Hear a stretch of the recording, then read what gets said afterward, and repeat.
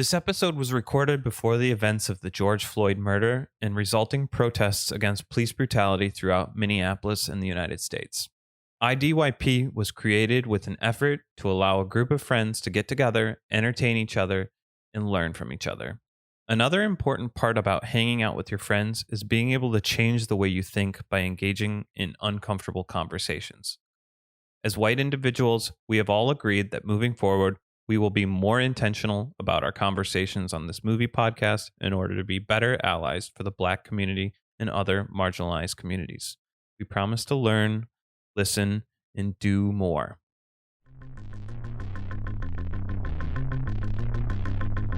Welcome to I Drink Your Podcast, where we drink and talk about movies from 2007. Can't stop what's coming. So, cool beans? Cool beans. Mixing his character and his real name. Okay. We have fun. How about a suicide pact? What are you trying to be, an Irish R&B singer? Oh, it's because he's 60 years old. 60 years old. The alcohol's working. We need water. I drink your podcast. I drink it up. Welcome, everybody, to I Drink Your Podcast. This is a podcast about movies from 2007. I am Matt, and with me today is Ben. Hey, everybody. And we have Wesley. Hi. Okay, weird. And then Emily coming in. Hello. Yes. So we are with you today, and we are going to be watching B-Movie. But before we get started, I want to do a little bit of housekeeping. If you guys are listening to this, go ahead and rate us 5 stars on iTunes. And if you can, share us with a friend, because that's how these podcasts grow. And we would appreciate all of your help and support.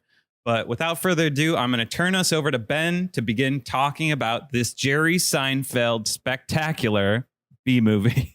Well, it's a spectacle. I don't know if it's spectacular. Oh, come on. Definitely has Jerry Seinfeld. Everything I said was true. B-Movie was released by DreamWorks Animation. It does feature Jerry Seinfeld along with Renee Zellweger, Matthew Broderick, and in what I consider a starring role, John Goodman. Yeah. Definitely. So before we get into the movie, what do you guys think and feel about bugs? Like, just what's your general attitude towards them? I have been told before that I would not hurt a fly. And I think that's true because, we don't have screens on our windows. So oftentimes I'm shooing the flies out and shooing the bees out versus killing them and putting them in the trash. I don't know how you guys feel about bugs, though. Can you give us an example of how you shoo away a fly? You go get out, get. But that's mostly for yourself. I mean, it's just like the motion and the airflow, I think. Me personally, I'm just hoping that the bees and flies are actually going to talk back one day. Oh. They won't. Rule number 1.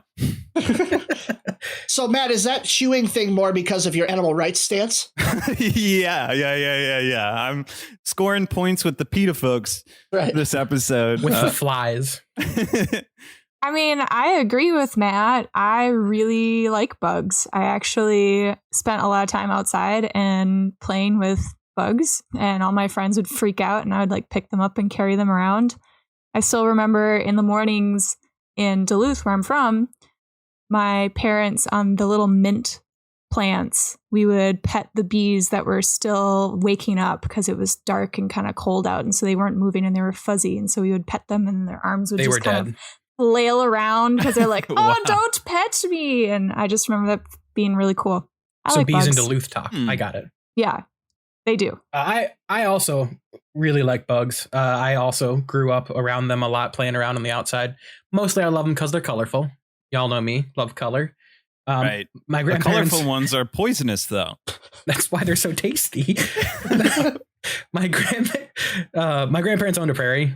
So when I was growing up, I used to spend a lot of my summers out in the prairie playing with bugs and turning over rocks and finding out what was under there. And when I wasn't at my grandparents, I also lived in Pennsylvania in the deep woods. So I spent all my time climbing trees and finding insects there. And yeah, they're pretty.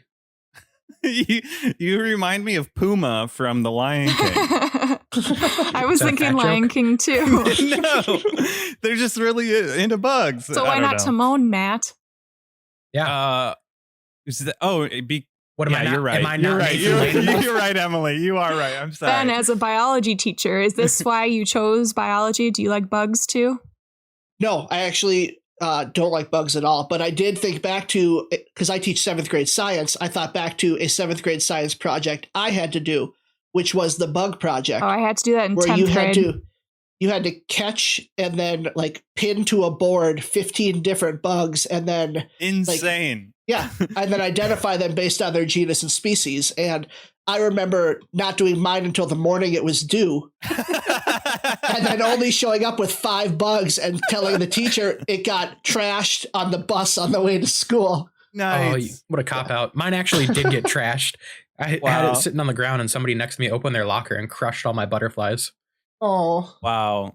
That's some serial killer shit, though. Oh, you no, know? it Like, is. I still remember the horrifying cottage cheese containers filled with bugs trying to suffocate them. And that's how I got my A in biology.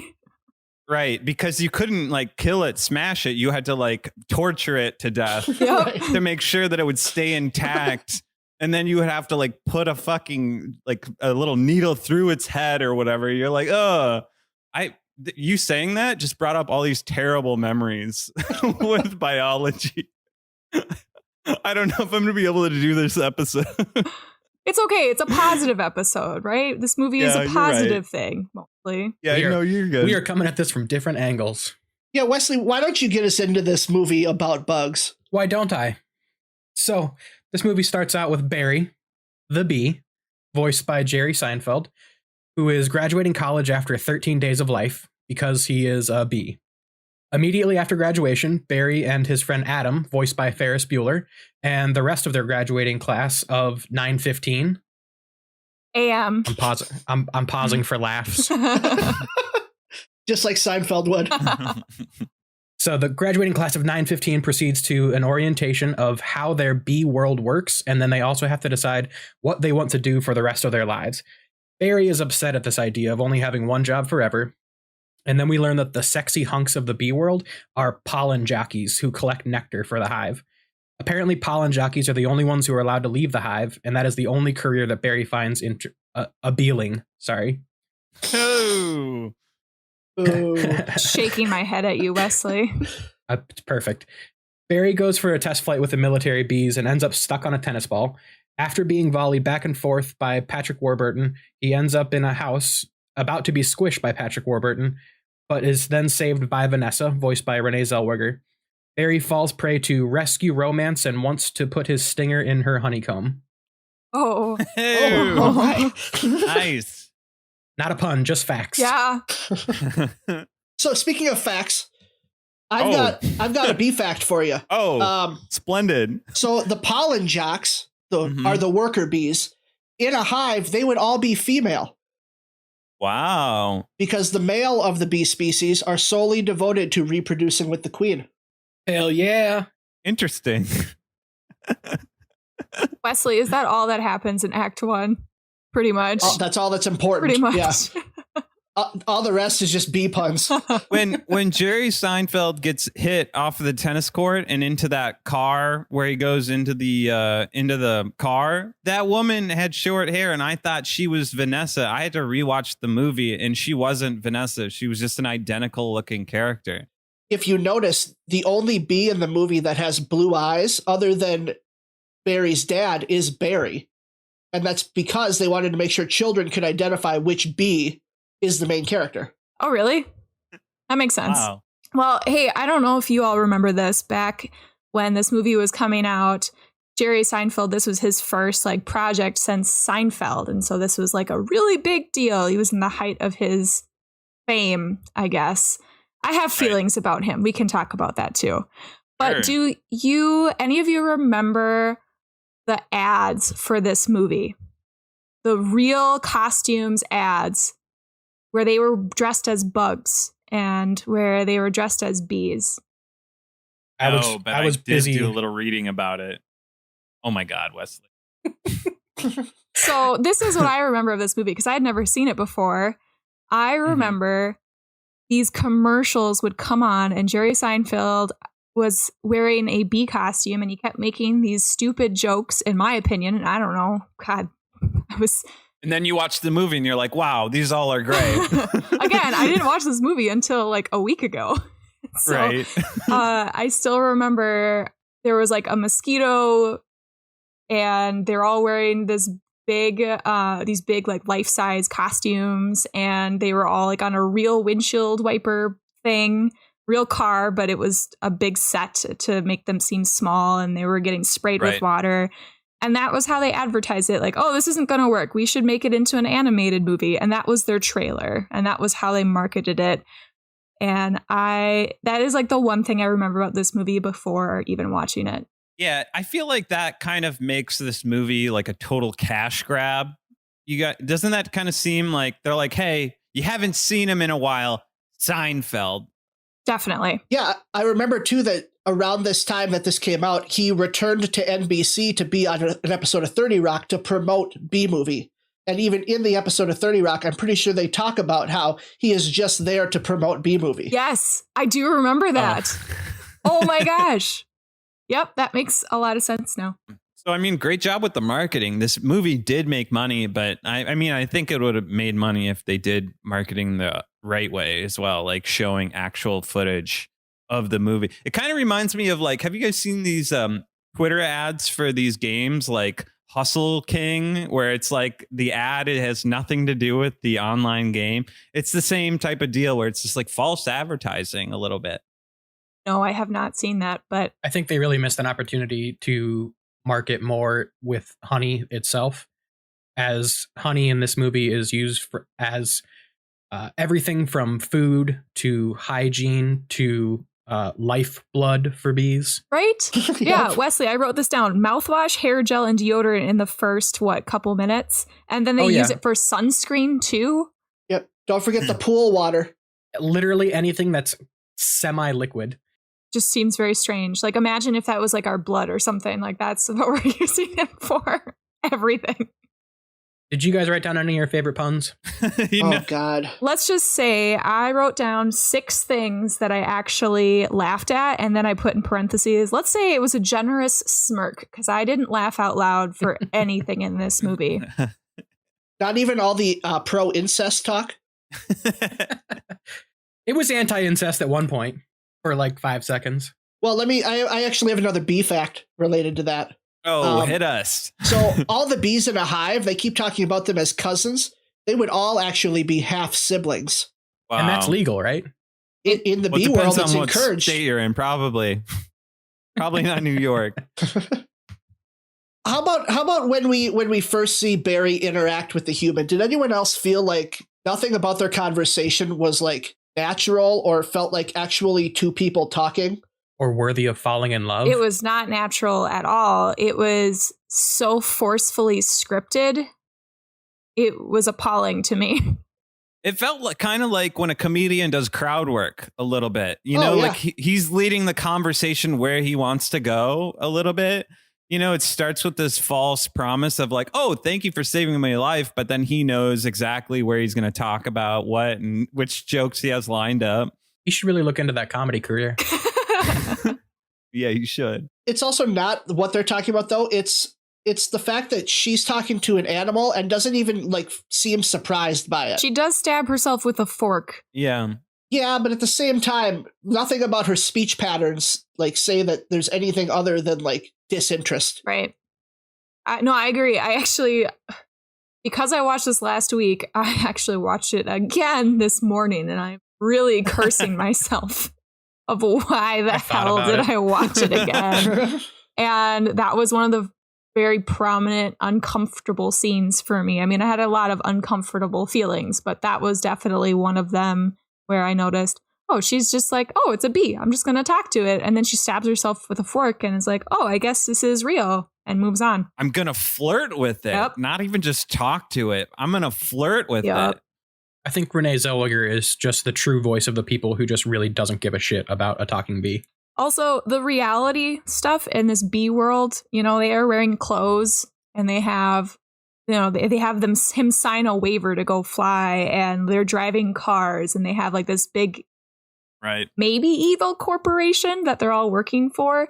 This reality of it drove me nuts because I get it. They Interesting. want to show some sort of real world comparative lens for people to understand what this is, but I felt like it was kind of a cop out. It comes up more. It comes up more as the movie goes on, but I totally know what you're saying. The fact that they strive for this, the similarities and the connections that they make with the B world, but at the same time, they use other objects or known entities as things that Barry doesn't understand as humor. Like they introduce like cakes and the crumbs Cinnabon. off of cakes. Yeah. Yeah, but he knows what coffee is. Like what the fuck is that? Yeah. Lots of inconsistencies. Just a Right. few. That I didn't have any gripes with this movie though. Yeah, let's move on to some more inconsistencies and get in Act 2. So Barry tells Adam, who is played by Matthew Broderick, about having met and being attracted to Vanessa, only for Adam to scold him for violating B law. Barry then daydreams about what life with Vanessa would be like, which involves her dying in a plane crash. My favorite part of the movie. That's when I almost laughed. Continue, Ben. No, delightful smirk from Emily.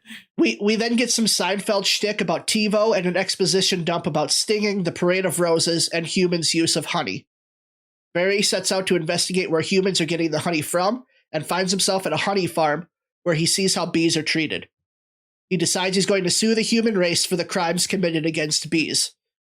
The trial of the bee century begins, and the movie turns into a farcical courtroom drama, complete with examining witnesses like Sting and Ray Liotta, and surprise evidence like bears in an attempt to prove mistreatment of bees. The defense attorney, played by John Goodman, provokes Barry about his relationship with Vanessa, which causes Adam, in a fit of rage, to sting the attorney. Adam is sent to the hospital where he manages to stay alive, despite us being told the entire movie that bees die if they sting. Despite the assault on the defense attorney by the prosecution and Adam is still allowed back in the courtroom, and Barry arrives to deliver his last bit of evidence, the smoke gun used on the bees at the honey farm. The judge rules in favor of the bees. Also, somewhere in all that nonsense, Vanessa breaks up with her human boyfriend Ken after Ken tries to kill Barry. Adam was saved by an IV bag full of honey. I want to circle back to that. So that's why he lived through a bee sting. Well, and so you skipped over the. Oh, hit us with a bee fact, Ben. I got a bee fact. You ready? Okay, go ahead. Okay, when the bee stings, it can't pull the stinger back out because it's barbed. So it leaves behind not only the stinger, but also part of its digestive tract, plus muscles and nerves. And this massive abdominal rupture is actually what kills the bees. Oh It tears them in half. Gosh. Oh my God. Why would God do that? So Adam really should have died. Well, so a second bee fact, if you all will indulge me. Male bees have no stingers because the stinger is actually the female reproductive organ. Holy shit. So my joke at the beginning about Barry wanting to stick his stinger in Vanessa's honeycomb was both inaccurate due to gender, but also the wrong sexual organ. Yes. Wow. Wow. Is there egg on my face? Yeah. Oh my God. There are just so many things that just completely bewildered me right now about all of Stop. this. Bewildered. I love it. Thank you for An unintentional bee pun. You skipped over you mentioned my favorite bee pun. I don't know why I categorize it as favorite. They all sucked. But Barry saying TiVo, we've got Bevo. No, What? TiVo. Are you sure? Calls it Hivo. Yeah, no, Yep. it's Hivo. Oh. Sadly, I just watched that half of the movie today. This movie actually broke Wesley. When we were Not a talking to joke. him, he started doing bee puns like unintentionally, like Jesus Christ. And So Beezus is actually in the movie, though. Yep. Because he talks about Beezus and B. Columbus and B. Gandhi and B. Larry King. No, they're so lazy that they don't even do Beezus. They They do Beezus. I watched this again today, and They say I Beezus. wrote it down because it was casual. He said, B. Columbus and B. Gandhi, and then he's like, and Beezus. And I went, okay, that's a smirk from me. and B. Larry David. No, Larry King. Yeah, whatever. This movie sucked. Poor Wesley. Be Larry David. The implication of all these positive B role models is that there has to be a B Hitler. Ooh. Does there not? Oh, yeah, definitely. Well, I Definitely. mean, there's a lot wish. of like killing and stuff that happens in like beehives, aren't they? Don't they kill Ben? I mean, correct me if I'm wrong here. Don't they kill like the non-queen larva like after the queen is born? Yes. I do know that they actually kill, sorry to jump on your bee facts. I do know that they actually kill the queen when she is out of sperm and stuff. I don't remember what that was exactly, Bees but are not cute. then they're and like, we're cuddly. done with this one. So then where they were like, we elect our queens, I went, no, you don't.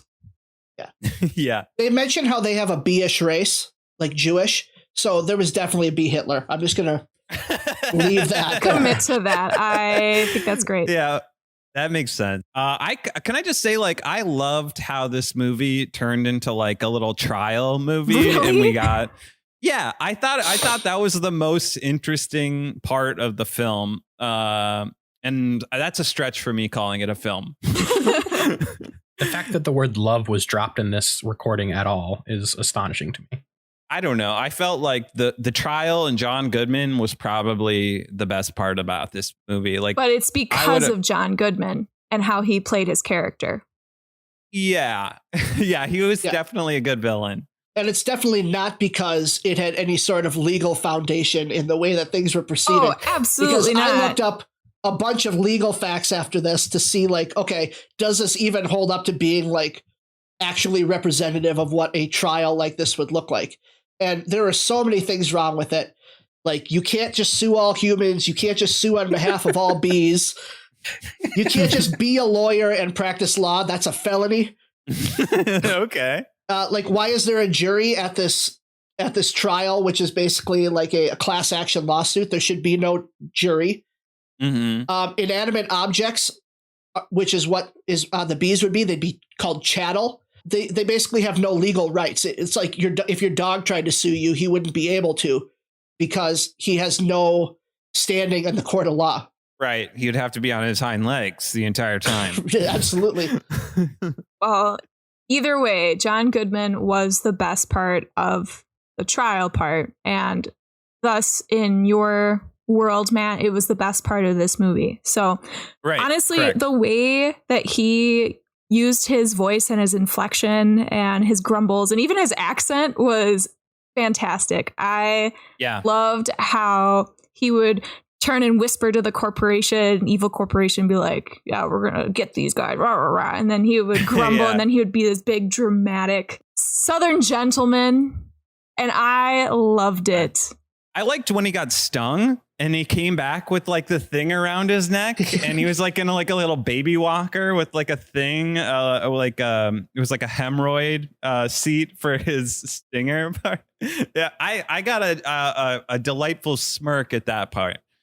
I did not laugh. I know when he first started talking and he turned the word God into a 3-syllable word, I was like, yeah, I'm all in on John Goodman. God. Oh, wait, can you do that one more time for me, please, Ben? God. All right, let's take that around the horn, Matt. God. That was like 8 syllables in there. Emily. No, I'm going to pass. That was too good. I'm going to ruin it. Oh God. Pretty good. So, Matt, you're into all the PETA stuff, right? Yeah, so there's that part where it's like trying to make the beekeepers evil. I thought that was a little weird and forced, where they're like, they make the honey and we make the money. Like, wasn't that part a little weird for you guys? So I started going and looking up, like, is honey farming ethical? And like, there is actually quite a bit of practices that are like insane, where they trick the bees and they like take away the honey and they replace it with sugar water. So the bees like overproduce honey. They will cull like hives, like basically destroying like colonies, just to like separate them into more and more colonies, and like it's actually pretty fucked up what they do to the bees in order to get them to make more honey. So there's sustainable and ethical honey making where it's ethical, but most honey is done through factory farming, which is wild. I had no idea. Yeah, but it's so sweet. Oh, you're right. I know. I You are can right. taste some really great sweet honey cocktails right now. This Moscow Mule with honey in it is great. Yeah, Wesley, you've got a honey drink too, don't you? I do indeed. What's it I called? was actually putting me on the spot because I totally forgot already. Wasn't the but I bee's think knees? It's called the Bee's Knees Honey Cocktail, and it is 2 shots of gin, a shot of lime juice, and a shot of honey. And Ethically farmed honey, I give it a B plus. Not a B which is minus. the top grade. I'm drinking the nectar of the gods with my vodka, which is Mountain Dew. Oh my Ben's god, honey. How dare you, that Ben? was terrible. Did anyone have a problem with a line from Barry's closing statement where he says that they've been turned into honey slaves to the white man? Oh yeah, Yeah, and Ooh, then wow. the black lawyer on the defense scoots away. Right.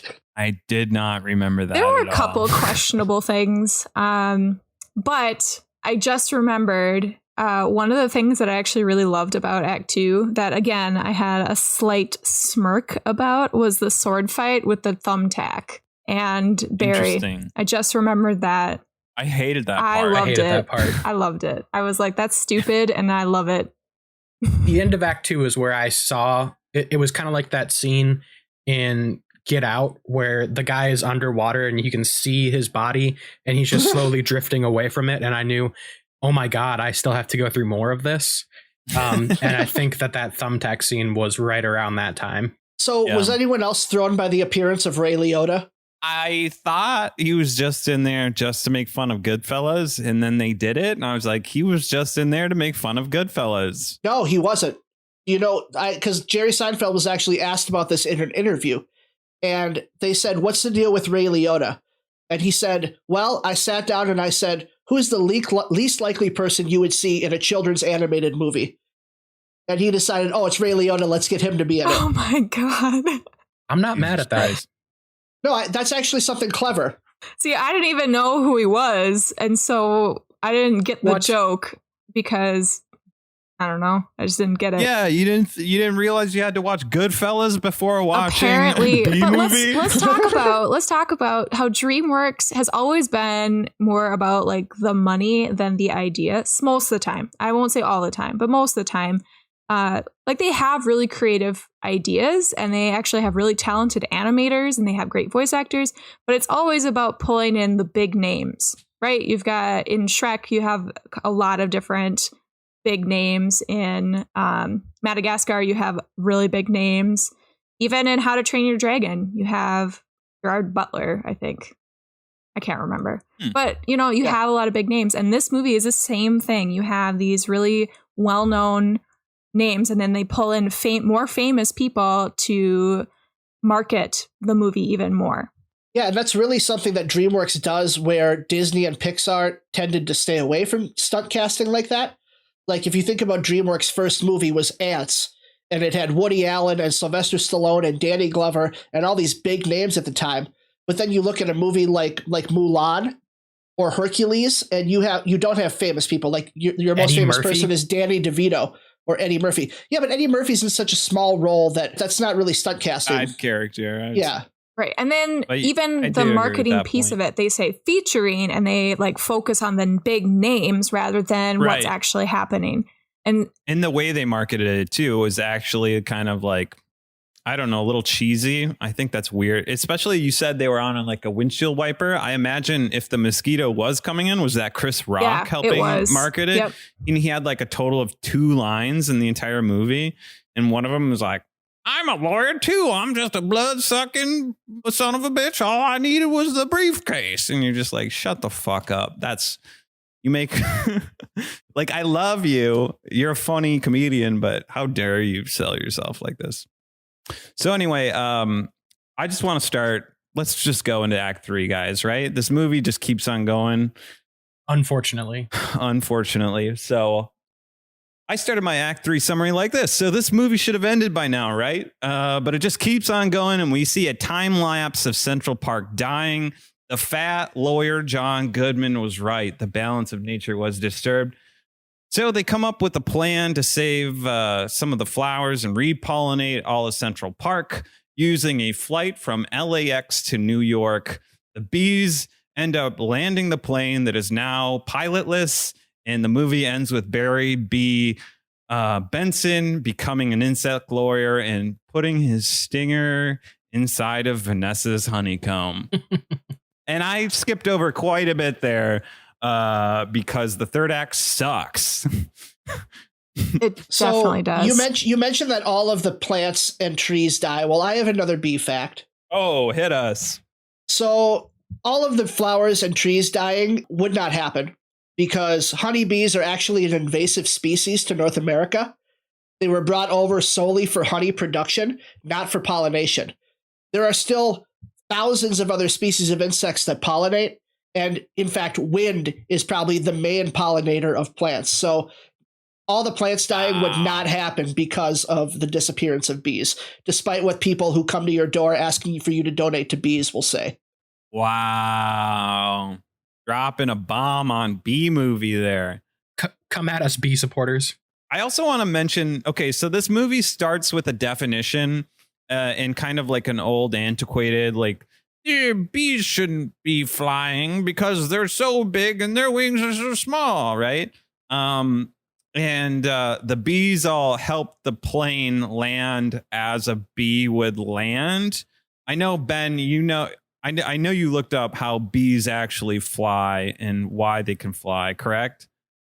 I did, but I'm going to let you take it. Okay, well, it's because they fucking rotate their wings. They don't have fixed wings like aircraft.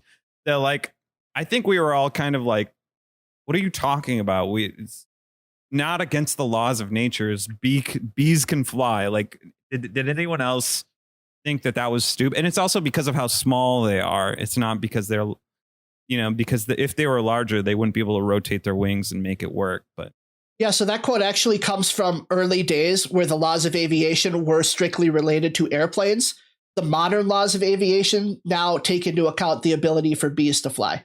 So it's just an antiquated quote that they used because it fit what they were trying to do. Because, DreamWorks never takes what would just kind of mash in and fit into their movies just because.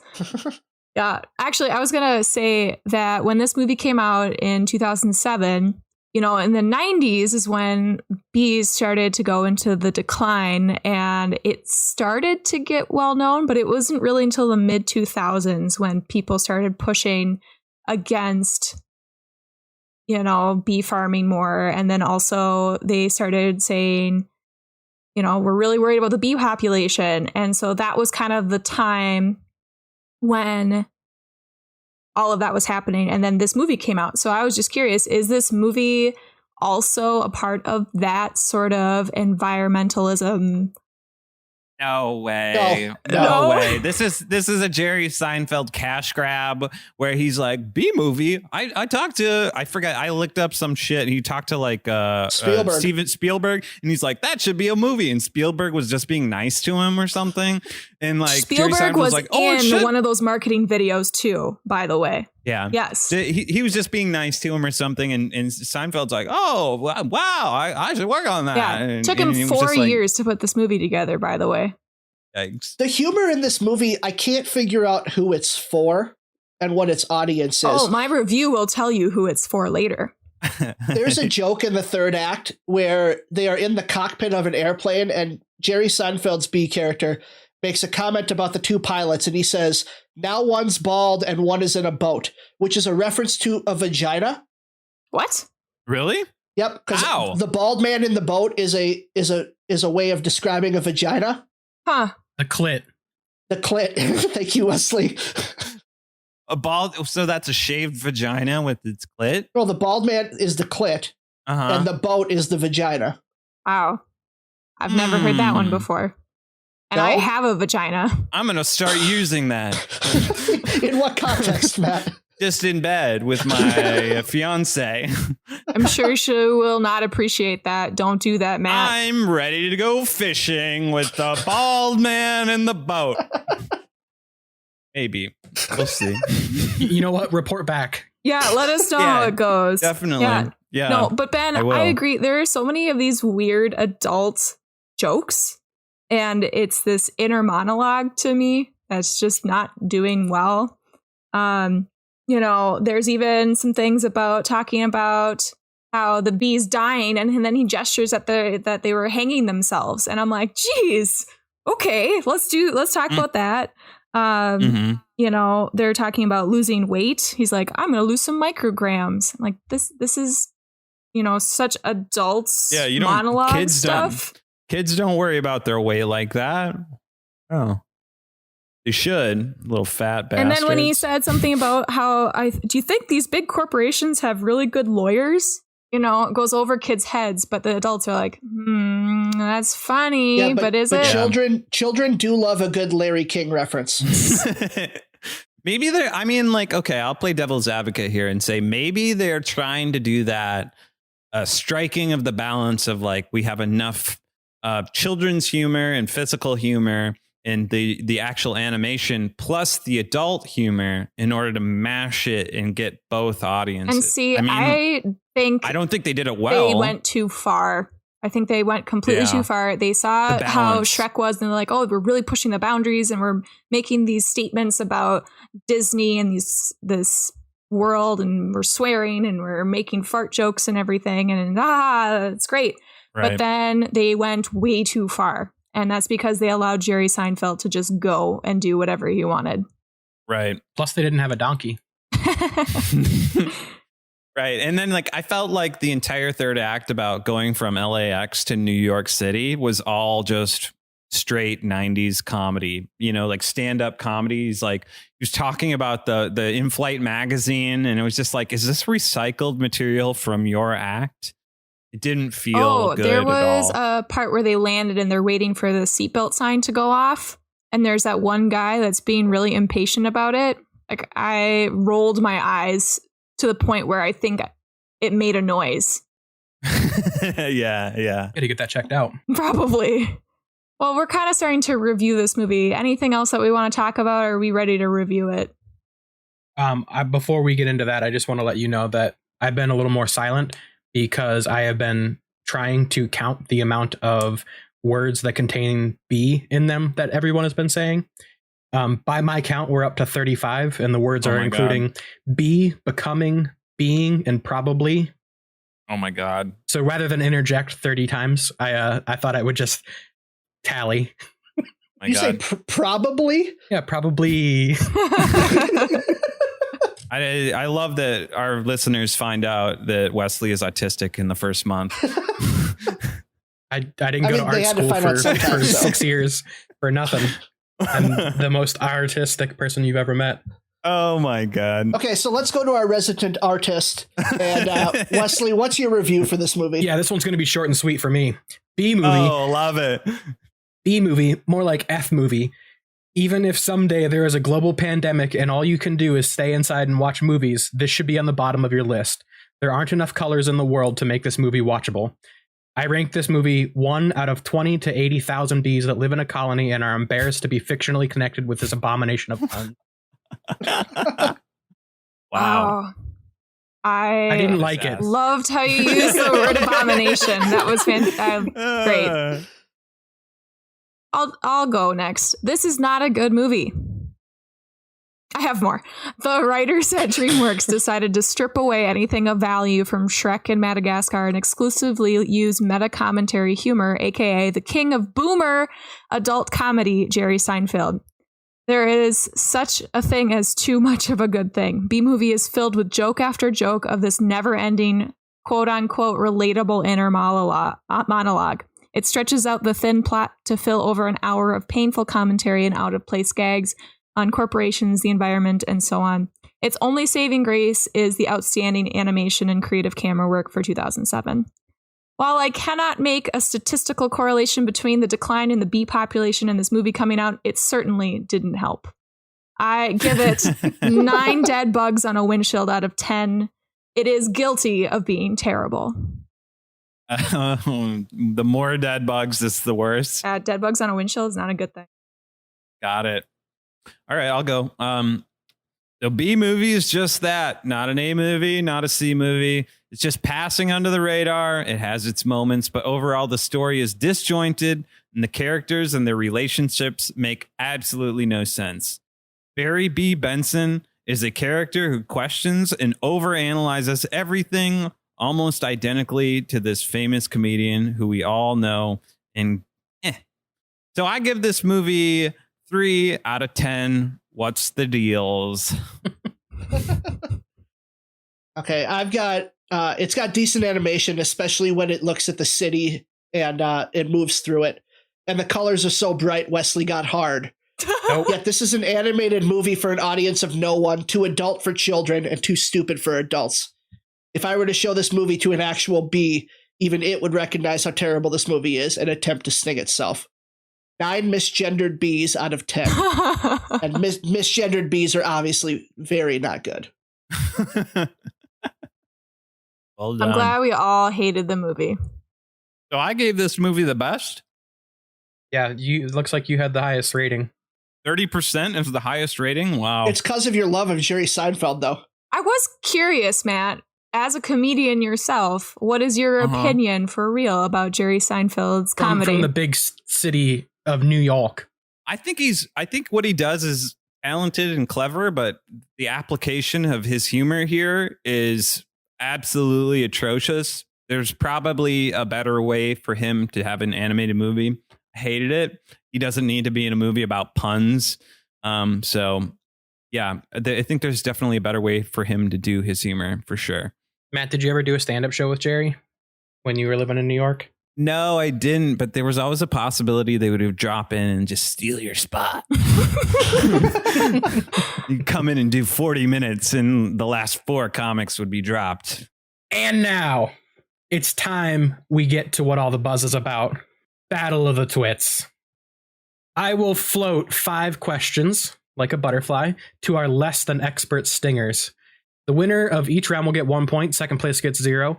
After the pollen jockey emerges from the hive, they will assign the loser movie to live tweet that the winner picks. So, Twits. Wow. Are you ready? I'm ready. Yes, I'm ready. Ready. All right, perfect. After this first question, I will score it immediately, and the loser will have to take a shot of their choice. So, gentlemen, what is in your glasses? Vodka. Same. Say it, man. What's same? Vodka. I've never heard of that. Oh, okay. Got it. All right, so question 1.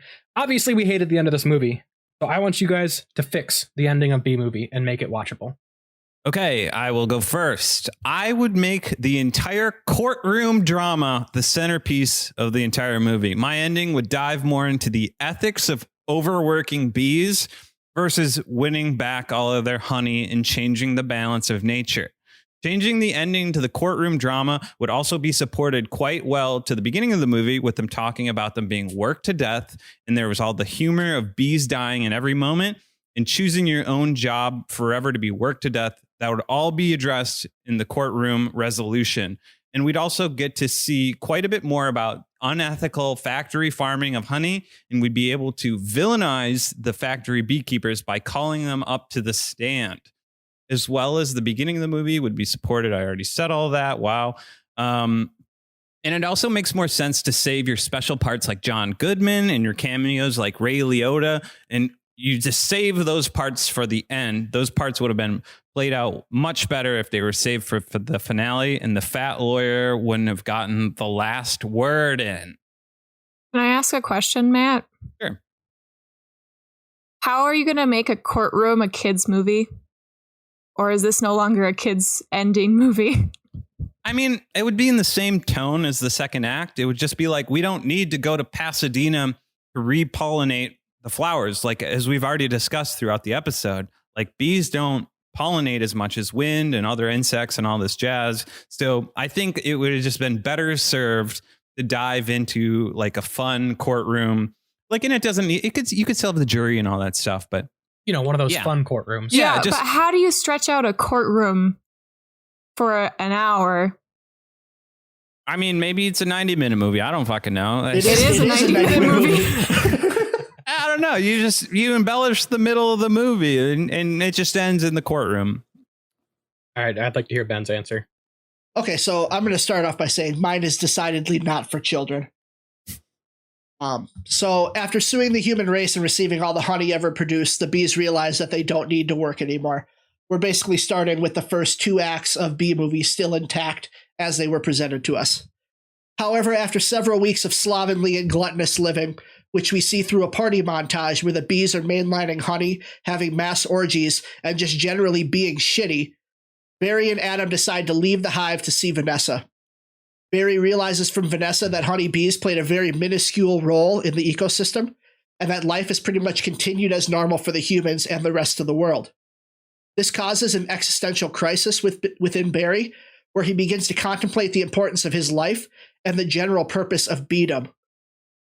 This is illustrated through a walking, pondering montage set to a Creed song, followed by a series of attempts by Barry and Adam to have some sort of larger effect on the world, so that they can feel important. However, everything they attempt ends up solving itself, and they realize just how inconsequential they are. While at Vanessa's apartment, Adam suggests that the only true impact that bees have is on themselves, and perhaps Barry should kill himself so that he can feel consequential even for a moment. Vanessa walks in as Barry's about to commit suicide and stops him.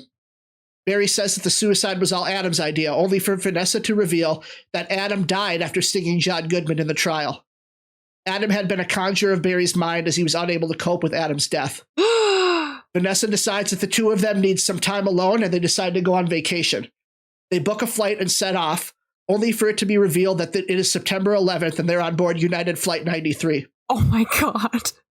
Through the bravery of Barry, he's able to stop the terrorist plot and convince the terrorists, hey, maybe not, huh? With the flight team incapacitated, Barry attempts to land the plane, only to realize that the quote at the beginning of the movie about the laws of aviation saying bees shouldn't be able to fly was actually in reference to them not being able to fly planes. The plane crashes, but the world learns of what Barry did, and bees find that they do have a purpose: anti-terrorism. Oh my God. Okay, wait. I'm sorry. Ben, here's my question. Yeah. What the fuck? I hope I win this one. No, but seriously, where did this terrorism suddenly come from? The last 30 seconds?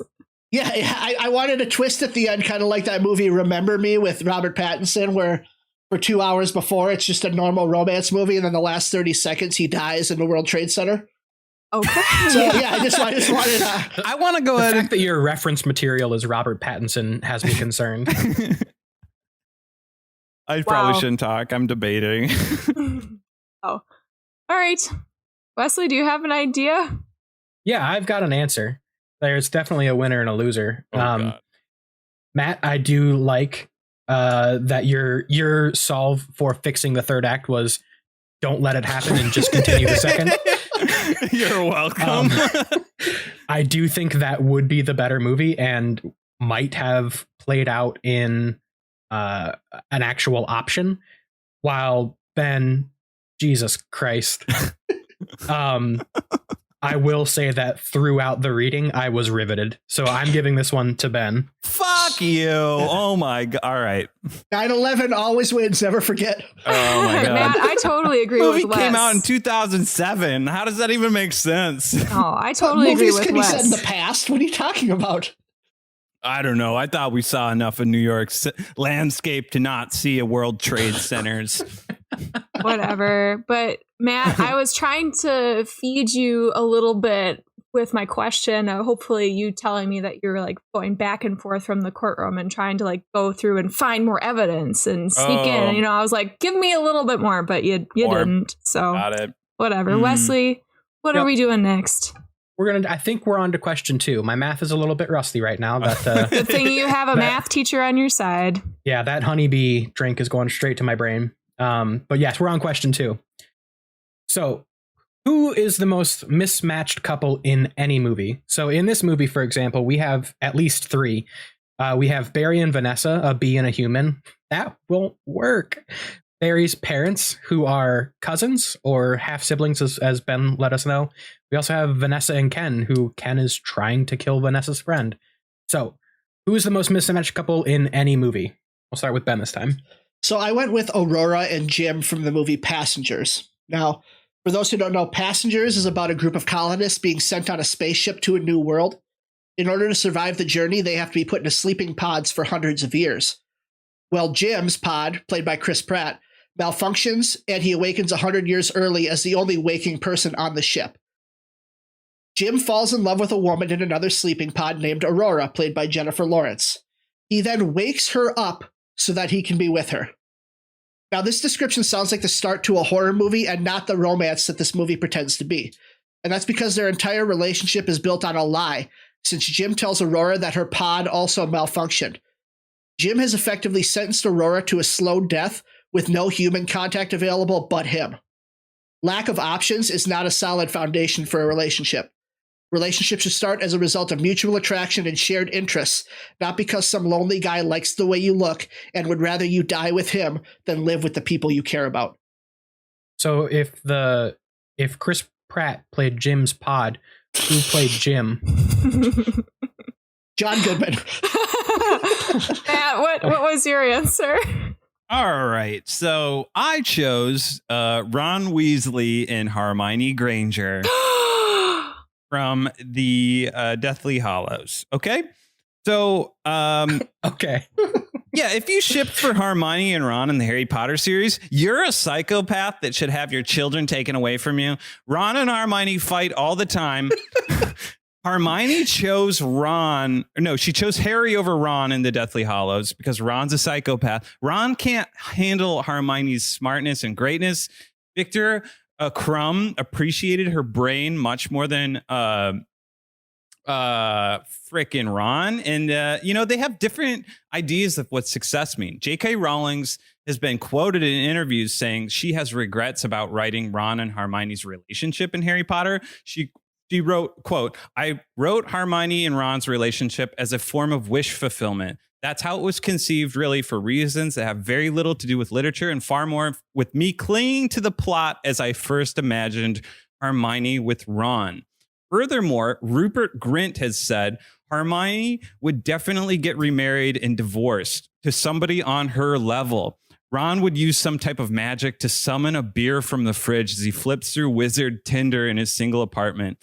So I think that that's a terribly mismatched fucking couple. And I want to dive into a little bit about Passengers. Passengers is a movie about loneliness and acceptance and sadness. And if you look at that movie, there's multiple endings in which they repopulate the ship together because they jettison all the people alive still on the ship. And then there's also an ending where she realizes that she loves Chris Pratt, and she loses him in the end of the movie, and then she opens another pod.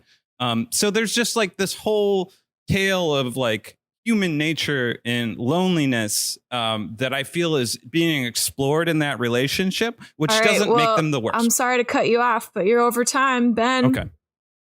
Ron and Hermione have history with each other. They run in the same friend group. Their relationship has a solid foundation of friendship and mutual respect that they accumulated over the course of 7 years. They have seen each other at their best and at their worst and still decide they want to be together. Fighting is a natural part of any relationship. Just because they fight doesn't mean that they don't care about each other. And J.K. Rowling can change all the shit she wants after the fact. That's not canon. Just like Albus is not gay. I don't care what she says. Now, you're coming at Passengers. You said she realizes she loves Chris Pratt. Stockholm Syndrome is not love.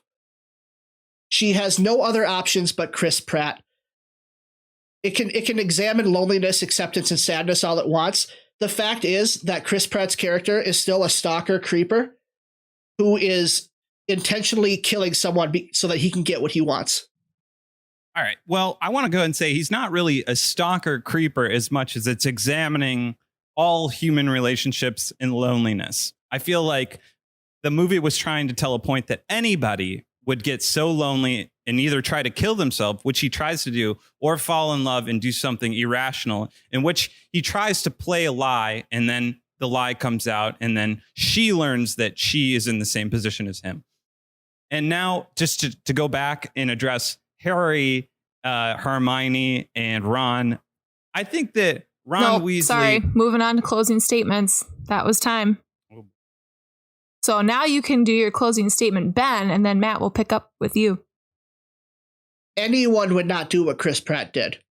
There is loneliness, and then there's feeling like you have the power to take someone else's life and decide what's best for them. That is psychopathic behavior, and that is not something that anyone would do. I think that Chris Pratt would be everybody. Everybody would do that in a situation where they are lonely for the rest of their life. And Ron Weasley is a pussy hound who only fawns after other girls and doesn't respect Hermione's wisdom and her greatness. How you doing, Wesley? Very entertained. My only question that I have is I need a name for Wizard Tinder. Wizard. Nailed it. Yeah. Can I have a clarification, Matt? You said the Deathly Hallows, part 1 or part 2? Because this is obviously not the books.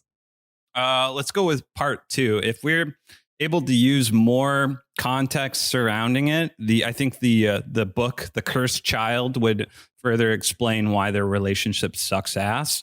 But you can't tell anymore. I just wanted to know the movie. But thank you. Hey, I've got a question for you. Now shut up. Perfect. I love it. Cracking down.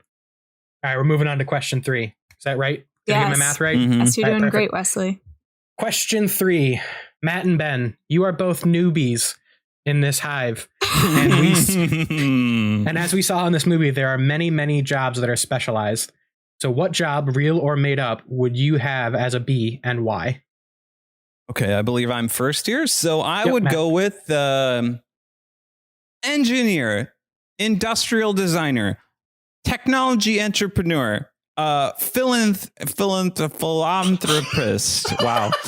A full-on rapist. A full-on rapist. Full-on rapist. A podcast guest, weed enthusiast. Yeah, I have all these jobs from all over the world. I've developed this podcast and how we've done the method of recording. I'm a tech guru. I'm the editor of the pod. I would be the Elon Musk of B movie. Is that it? You'd be Elon Musk? That is yeah, it. that's it. That's it. I would just do everything. You missed out on Hivecast, but whatever. Hey, Ben, what job would you have? I would be a happy ending providing massage therapist. So as we've already said, the male bees essentially only exist for procreation with the queen, while the female bees work their asses off. Those females need to de-stress after long days of work. Then they should come on down to happy endings, where I will provide them the stress release that they need. Female bees are the ones with the stingers, as it's their sexual organ. I will tease and please those stingers until they buzz with excitement. I will bring them to the edge of sexual oblivion. For a little extra, I'll even finish the job for them and remove their stingers. Yeah, it will kill them, but it will also send them out in a fit of ecstasy that no living bee can ever experience. Why would I, Ben, be good at this job? Because I'm a very caring and observant lover. I will anticipate what each individual bee needs and have the skills to be able to provide for them what no other bee could. That's the happy bee ending, guarantee. Aaron B. I can't even breathe right now. I'm like trying not to laugh so hard. Oh, okay. Matt, can you explain why you would be good as Elon Musk? I'm just a tech genius, bro. Come on. And I love weed. You remember Elon Musk on the Joe B. Rogan podcast? Nope. Come on. Yeah, there's memes of him, Emily. Just Google Elon Musk smoking weed and you'll find tons of photos. I have no words for anyone. Can we move on? Yeah, I got it. Solid answers, guys. All right. Question 4. We all know what our favorite part of this movie was. It was John Goodman. So what I want is to talk about something good. What live action John Goodman movie would you make into a DreamWorks animated movie? And this specifically is what would make live action better by being a DreamWorks animation. Yeah, so I picked Oh Brother, Where Art Thou? Oh Brother, Where Art Thou is a retelling of the Odyssey set in the American South during the Great Depression. The film was one of the first to be digitally tinted to have a more sepia look to it, but I think it would have worked better to make it fully animated in the style of the Prince of Egypt's animation.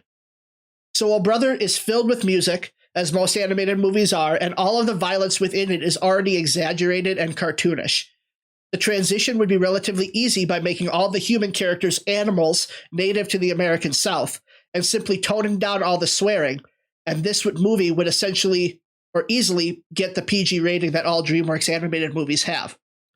This movie would work better as an animated movie because the ease with which unique sequences can be created in the animated medium is much higher than that of live action. The Oh Brother movie that we got is a very down-to-earth retelling due to the way that it's shot, whereas an animated version could be a lot less grounded and tap into the more fantastical and mythological nature of the Odyssey. I'm thinking something more along the lines of the looks of Rango in the way that it has those fantastical sequences. But I also see this animated movie being very much in line with the tone of Fantastic Mr. Fox, where it's accessible for children of most ages, but clearly made for teenage audiences. Also, I just think a Coen Brothers animated movie would be like awesomely weird. Cool. I chose The Babe, in 1992 American biological drama film about the life of famed baseball player Babe Ruth, a somewhat fictionalized account of Babe Ruth's career and life. The film covers his rise and decline as a ball player. Okay, I'm sorry. I thought you meant Babe the pig, and I was very confused. So Oh, no. I'm good. No, The Keep Babe. going. Okay, so I chose this movie to be remade as a DreamWorks animated movie for a couple of different reasons. It offers a very interesting plot: the emergence of a baseball legend in the dead ball era. Small ball or inside baseball, aka singles, stealing bases, in the Baltimore Chop. He changed the way the game was played. B, John Goodman is the principal actor in the film, which should have been much better. It's a meh film. It's only 46% on Rotten Tomatoes. In an interview, he said he admitted he was disappointed in his own performance. So this movie offers his redemption. C, all sports movies are hard as fuck to film in live action because they're done in close-ups and they minimize the crowd action and the scale of events. The animation would lend itself to these hurdles. D, he's a baseball legend whose name you know and the credibility is instantly there. Now, I would do this film in the style of The Prince of Egypt, like the same vein and tone of a dramatical musical. And The Babe has songs written by Steven Schwartz and scored by Hans Zimmer, and it wouldn't take liberties with his career. Now, my problems with Oh Brother, Where Art Thou is that I'm so sorry. Fuck me. Let him give a counter argument. Okay, I was gonna say he's like out of time. Can give you one counter. Okay. Roger Deakins is a fucking miracle to that film. It's a great movie, and it covers stuff like prison labor and the KKK, so I don't see that. Okay, Ben. So, yes, Roger Deakins' cinematography in that movie is amazing. However, you could recreate all the shots that Roger Deakins did through animation, and it would still look equally amazing and such a large scope as Deakins provided. As far as the content being not age appropriate, they showed Schindler's List in our school to us when we were in high school. Teenagers can handle the KKK and that type of content.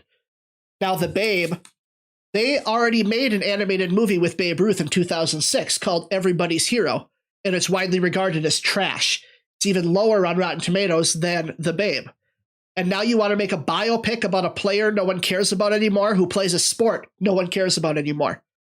Sports biopics are boring enough as they are, and making it animated does not simply make it interesting or better.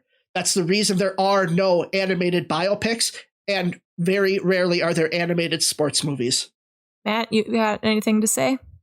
Worse. Okay, so John Goodman in that movie, he's a side character, you know? So I want to make him the principal actor. Furthermore, I think that reinvestigating baseball and the change of the actual meta of the game is super interesting. You have small ball being redefined by the big home run hitter of Babe Ruth. So I think my movie would be great, and it would be visually stunning because of the being able to animate large crowds and enjoying the.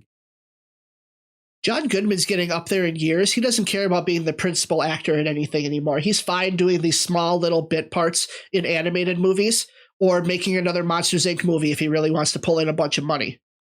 Is that your closing statement, Ben? It was. All right, Matt, what do you got?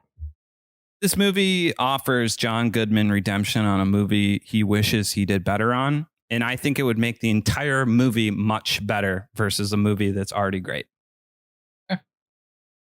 I don't have anything.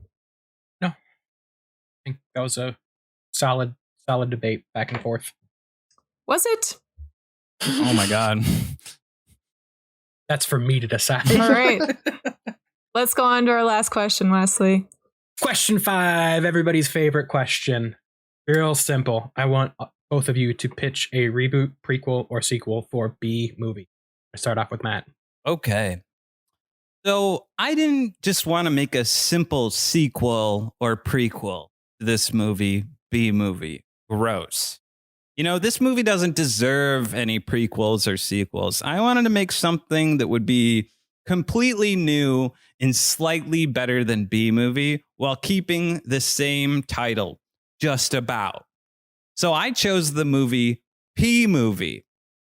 A movie about a drug testing laboratory where all the pee samples come to life when the humans are away. P movie. Yes, Jerry Seinfeld returns with all of the same puns with a similarly not as good idea as Toy Story, the cash cow movie that everybody wanted to see and that will definitely make money. Boy, the shenanigans that all these specimens could get into at a drug testing laboratory.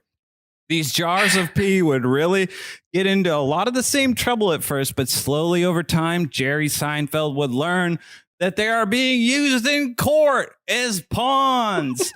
So this movie would be very similar in the fact that the number one rule of pee is to not talk. And Jerry Seinfeld breaks that rule with a drug lab tester named Vanessa.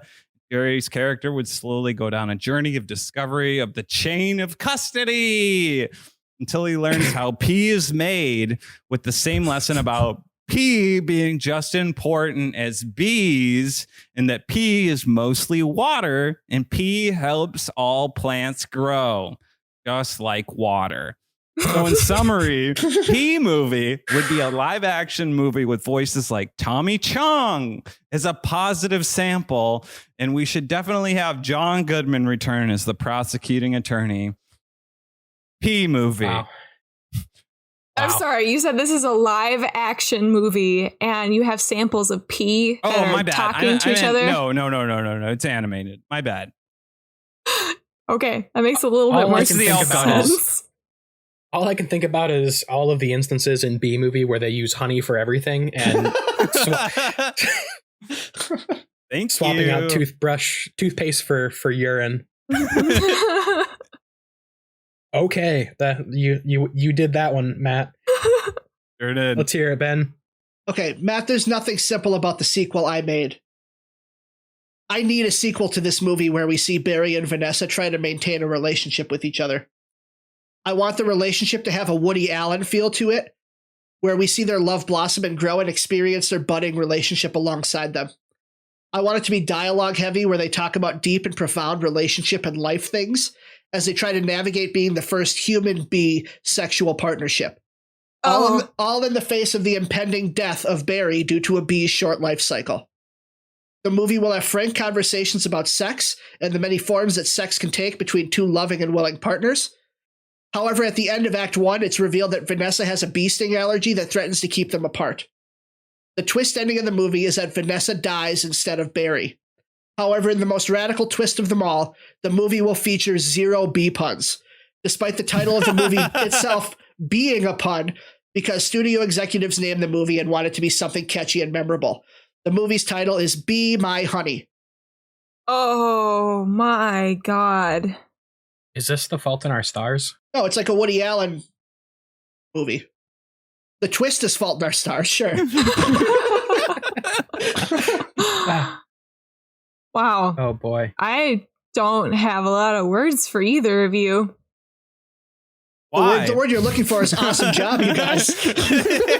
Sure. That's what I'm thinking. You guys have your work cut takes out it for dark you. again.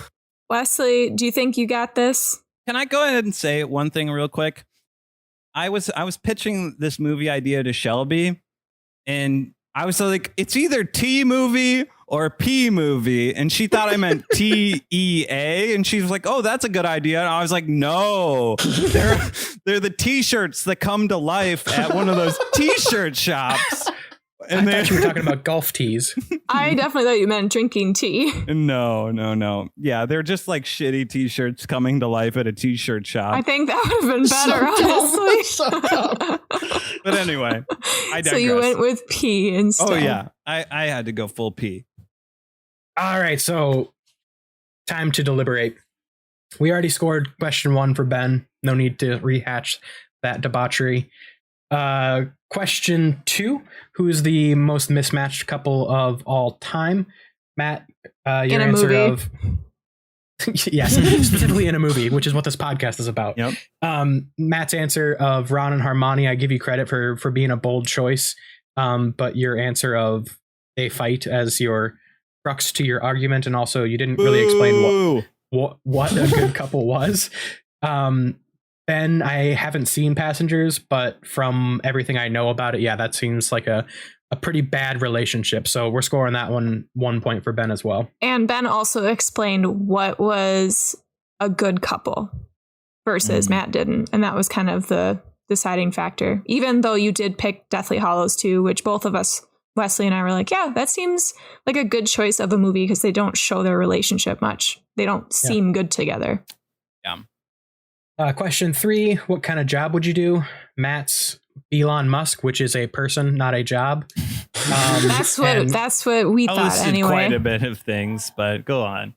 I would just do all the jobs, was your answer. Yep. Because you, Matt Anderson, I love weed and tech genius, I believe are the quotes. Ben's answer got me hard. So gotta go with Ben on this one as well. Gotta go with what gets you hard. Ben, it was an eloquent delivery for a ridiculous question. It was great. Yep. My dick is a dowsing rod, and I always go where it leads me. Oh, good to know. Fun facts. Fun facts from Wes. We're all learning. Question 4: which live action John Goodman movie would be better as a DreamWorks animated movie? Ben, Oh Brother, Where Art Thou? I like your ideas and wanting to see it. Made some good points. Matt, The Babe, I don't remember that movie, and I think it was a close one just because Matt, you get a lot of good research on it, but I'm going to give this one to Matt because I think that one is going to be the bigger delta between the original and a remake of it. So going with Matt for that one. And on to the 5th and final nail in the coffin, pitching a reboot, prequel, or sequel to B movie. Matt, I have so much respect for this answer. Taking a movie that is solely based on puns and just going, yeah, more puns. Unfortunately, it made less sense. I think the T movie would have been good. I don't know if we're leaving that part in or not. Ben, another answer that just took a darker turn that I was not expecting.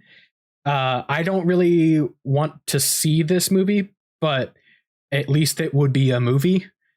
Wow. You don't think P movie would be good? No, I was thinking that P movie was more in that like sausage party realm where I just don't want to see that ever in my life.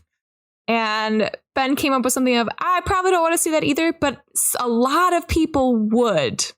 Yeah, it's in the same vein of that like murder porn and like just death, like getting your heart hurt. Wow. So scoring that one for Ben as well. So to nobody's surprise, unless you can't do math from earlier on, the winner this week is Ben with a 4-1 victory. Oh, what the fuck? How surprising. So Ben, with your victory, what are you going to make Matt live tweet? Yeah, I'm going to make Matt watch Everybody's Hero, the already animated Babe Ruth movie, since he seems so adamant about having a Babe Ruth animated movie. So you can go ahead and watch Everybody's Hero. What's that? Everybody's Hero? Yeah. It's got a talking baseball bat. You'll love it. Okay. Okay, that sounds Now, awesome. What is the Twitter account that you'll be live tweeting that from?